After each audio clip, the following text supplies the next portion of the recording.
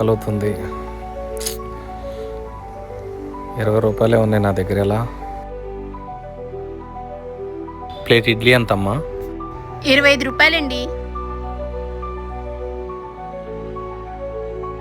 అన్నా, వెళ్ళిపోతున్నారేంటి?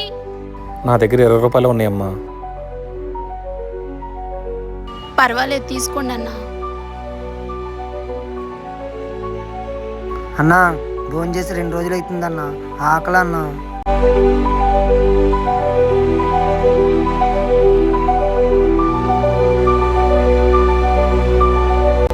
అన్నా, తీసుకోండి అన్నా.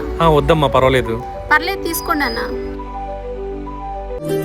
మగువా మగువా లోకానికి తెలుసా నీ విలువా?